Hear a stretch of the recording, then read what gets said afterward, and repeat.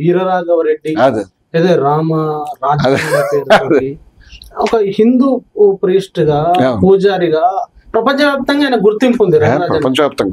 అలాంటి వ్యక్తిని కింద కూర్చోబెట్టి, అంతకుముందు భౌతిక దాడికి పాల్పడి కింద కూర్చోబెట్టి వార్నింగ్ ఇవ్వడం అసలు ఎట్లా అర్థం చేసుకోవాలి? ఇది ఒక ఐసోలేటెడ్ ఇన్సిడెంట్ గా మనం చూస్తే, అంటే ఒకటి ఇది కలచివేసే విషయం, ఖండించాలి. మనం కానీ ప్రజాస్వామ్య ప్రియులు ఎవరైనా కూడా ఈ దుర్మార్గుడికి దీని రూట్స్ లోకి వెళ్ళి మొత్తం అంతా ఎక్కడ దాకా ఉందో దీన్ని బయటకు తీసి ఈ కుట్రకి బాధ్యులైనటువంటి వాళ్ళు అందరికి కూడా కఠినంగా శిక్షించాలని కోరుకుంటాం. కానీ వైడ్ సినేరియోలో మనం చూసినప్పుడు అసలు హిందూ మతంలో ఏం జరుగుతుందని చూస్తే చాలా భయం కలుగుతాం. ఒక విద్వేషం అనేది చాలా సంవత్సరాల నుంచి ఒక ఆర్కెస్ట్రేటెడ్ క్యాంపెయిన్ మాదిరి ఈ మతం యొక్క స్వభావం విద్వేషం లేదు. ప్రపంచంలో ఏ మతంలో లేనటువంటి విశిష్టతలు హిందూ మతం అని చెప్పే దాంట్లో ఉన్నాయి.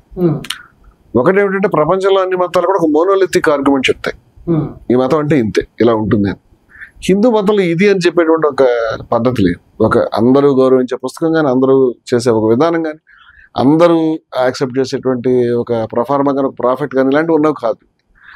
మీ యొక్క పుస్తకం ఏంటి, మీ యొక్క ప్రాఫిట్ చెప్పలేము. అంటే అసలు ఆ నిర్వచనాలతో హిందూ మతాన్ని అడగకూడదు. హిందూ మతానికి వేరే నిర్వచనం. దాన్ని తీసుకుని మేము హిందూ మతంలో బహుళత్వం ఉంది, హిందూ మతంలో ఇన్ని సాంప్రదాయాలు ఉన్నాయి, అలేఖం ఉంది, అచలం ఉంది, 3 ద్వైతము, అద్వైతము, విశిష్టాద్వైతం అందరికీ తెలిసిన ఉన్నాయి, చైతన్య శ్రీకృష్ణ చైతన్య వారి ఆర్గ్యుమెంట్ ఉన్నది, ఇలా అనేక రకాలైన విషయాలు ఉన్నాయి కదా. చేత బహుళత్వం ఇది, దీన్ని ఇలాగే ఉంచాలని మేము ప్రయత్నం చేస్తున్నాం. అదే కాకుండా కామన్ గా ఉండే స్వభావం ఏంటంటే, మొత్తం హిందూ సెక్ట్స్ అన్నిట్లో హిందూ మతం ద్వేషానికి వ్యతిరేకం. ప్రపంచంలో ఏ మతం కూడా ఇంత స్పష్టంగా ద్వేషానికి వ్యతిరేకంగా మాట్లాడు. భగవద్గీతలో కృష్ణుడు అద్వేష్ట అని చెప్తాడు, ఉపనిషత్తుల్లో తత్వను విజుగుప్సతే అని చెప్తారు. అత్ర కోమోహ కాశోక ఏకత్వం అనుపశ్యత, ఒకే దృష్టిని చూస్తాడు అనేది. ఈ విద్వేషం అనేది తప్పు, విద్వేషం అనేది తప్పు పదే పదే ఒక కండిషన్ కింద ద్వేషం పనికిరాదని, దాన్ని గుర్తుపట్టి ఈ విద్వేషం అనేది పనికిరాదని చెప్పింది ఏకైక మతాల్లో లేదా కొన్ని మతాలన్నింటిలో చాలా ముఖ్యమైనది హిందూ మతం. దీంట్లో ద్వేషం అలవాటు చేయడం అంటే ఈ మతం యొక్క ప్రధాన స్వభావం తెలియటం. అసమానత్వం అనేది హిందూ మతంలో, సమానత్వం అనేది హిందూ మతం యొక్క కోర్ ప్రిన్సిపల్స్ లో ఉన్నది. కానీ దురదృష్టవశాత్తు జీవన విధానంలో అసమానత్వం వచ్చేసింది. దాన్ని ఎట్లా తీసేయాలో మనం చూస్తున్నాం. విద్వేషం లేదు, ఇప్పుడు విద్వేషాన్ని కూడా అంటించారు. విద్వేషాన్ని, అసమానత్వాన్ని హిందూ మతంలో ఇన్ఫ్యూజ్ చేయటం అంటే, ఒక మనిషికి ప్రాణశ్వాస ఏ విధంగా ఆక్సిజన్ తీసుకుని బతకాలి, ఆక్సిజన్ తీసేయడం లేదు. హిందూ మతం చనిపోతుంది ఇలా చేస్తే. దురదృష్టం ఏంటంటే, మీకు గుర్తుంటే 2021 డిసెంబర్లో మనకి హరిద్వార్లో ఒక సాధు సమ్మేళనం పెట్టి, దాంట్లో సాధువులంతా కాషాయ బట్టలు కట్టుకున్న వాళ్ళు, గొప్ప వాళ్ళంతా మతంలో, ఈ మతం గొప్ప విలువ లేదు వాళ్ళు చెప్పాల్సింది. నరికేయండి, రక్త నదులు ప్రవహించాలి, ప్రతి హిందూ ఆయుధాలు పెట్టుకోవాలి, ఈ రకమైనటువంటి మాట్లాడడం, దాని మీద దేని దారుణం ఇది.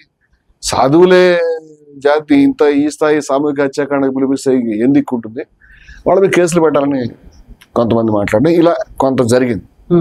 అది డెఫినెట్ గా ముందుకు వెళ్ళినా అక్కడ దాకా వెళ్ళదు. కానీ జీవితంలో ప్రతి పార్శ్వంలో కూడా ఈ విద్వేషాన్ని, ఉన్మాదాన్ని చెప్పేటువంటి శక్తులు హిందూ మతాన్ని ఆక్రమించడం మనకి 90ల్లో 80ల్లో చిన్నగా మొదలై 2000 నుంచి పెరిగి 2010 నాటికి ఒక పెద్ద ఉగ్ర రూపం తీసుకుని ఇవాళ అందరూ ఈ విద్వేషాన్ని మాట్లాడేవాళ్ళు. హిందూ మతం అని మాట్లాడే వాళ్ళంతా కూడా నరకడం, చంపడం, ఎక్కిరించడం, ఈ భాష వచ్చేసింది. గత 5-10 సంవత్సరాల నుంచి సోషల్ మీడియా పాత్ర పెరిగిన తర్వాత ఇతర మతాలను దూషించే విధంగా మరకలని, మీకు తెలుసు కదా మరకలని, లేకపోతే శవాలను పూజించేవాళ్ళు, సమాధుల్ని పూజించేవాళ్ళు, లేకపోతే ఎడారి మతాలు, ఇంకా చెప్పాలంటే ఇంకా మన సోషల్ మీడియాలో అయితే బూతులు, యేసుక్రీస్తు మీద, మేరీ మీద బూతులతో హెడ్డింగ్లు పెట్టి వీడియోలు పెట్టినటువంటి వాళ్ళు. ఇది తప్పు అని ఒకటి చెప్పడం. అంటే వాళ్ళు చాలా కాలం నుంచి క్రిస్టియన్ మిషనరీలో లేకపోతే ముస్లిమ్స్ హిందూ మతాన్ని తిట్టారు కదా, లేకపోతే శ్లోకాలని తీసుకెళ్లారు కదా, లేకపోతే అపభ్రంశం చేశారు కదా, లేరు ఉన్నట్టు చెప్పారు కదా. వాస్తవాలు అవి జరిగినాయి. కానీ వివేకానందుడు మాట చెప్పాడు, మురికిని మురికితో కడగల, చెడుని చెడుతో చెడుని మంచితో తీయాలి. ఇప్పుడు వాడు చేస్తే నువ్వు చేయకూడదు ఈ పని. అలాంటి తప్పుడు ధోరణులు గాంధీ గారు కూడా మిషనరీలు దేవతలను తిడుతున్నారు, దేవుడిని తిడుతున్నారు, అవన్నీ ఆయన చెప్పాడు. అదే పద్ధతిలో ఇది కూడా తయారైతే నువ్వు కూడా ఒక దుర్మార్గుడు అయిపోతే, దుర్మార్గుడితో సమాధానం కాదు. క్రిస్టియన్ మతంలో, ఇస్లాం మతంలో కూడా అదే విధంగా క్యాంపెయిన్ చేసుకుంటూ వెళ్ళండి, వాళ్ళని తిట్టుకుంటూ వెళ్ళండి అనే విధానం ఏం లేదు. ప్రతి మతంలో కూడా కొన్ని పనికిరాని విషయాలు, కొన్ని పనికొచ్చే విషయాలు ఉంటాయి. అట్లాగే వాళ్ళ మతంలో కూడా కొన్ని రకాలైనటువంటి అభ్యంతరకరమైన విషయాలు ఉన్నాయి, కొన్ని మంచి విషయాలు. హిందూ మతాలు కూడా ఉన్నాయి. అన్ని మతాలు కూడా పనికొచ్చేవి ముందుకు తీసుకెళ్లాల్సి ఉంటాయి, పనికిరాని వదిలేయాల్సి ఉంటాయి. అన్ని చోట్ల ఉన్నది ఇది. ఇప్పుడు హిందూ మతంలో ఏం చేశారంటే ఈ పనికిరాని విషయాన్ని ముందు పెట్టడం మొదలుపెట్టారు, ఈ ద్వేషాన్ని ముందు పెట్టడం మొదలుపెట్టారు. అంచేత ఈ హిందువులు ముస్లిం ఐక్యత అనేటువంటి దాన్ని చెప్పినటువంటి వాళ్ళందరినీ కూడా ఇప్పుడు గాంధీ గారిని, నెహ్రూని, వివేకానందుని, వీళ్ళందరినీ కూడా ఇవాళ ఇప్పుడు ఉన్నటువంటి జనరేషన్ యువతరానికి వీళ్ళంతా పనికిరాని వాళ్ళు, వీళ్ళ ఐడియల్స్ పనికిరాని అని చెప్పడం మొదలుపెట్టారు. ఈ గాంధీ గారి విషయం అయితే చెప్పనక్కర్లేదు.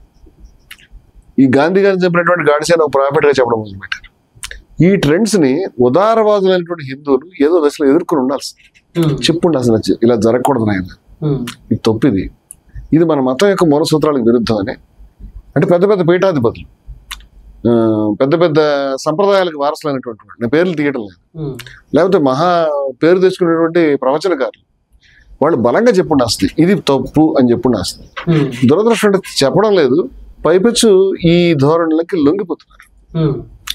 ఇప్పుడు నేను ఇందాక చెప్పినటువంటి మన రంగరాజన్ గారు, వారు కూడా సమున్నతమైనటువంటి గొప్ప వ్యక్తిత్వం వారిది, నేను అపరిమితంగా ప్రేమిస్తాను వారిని.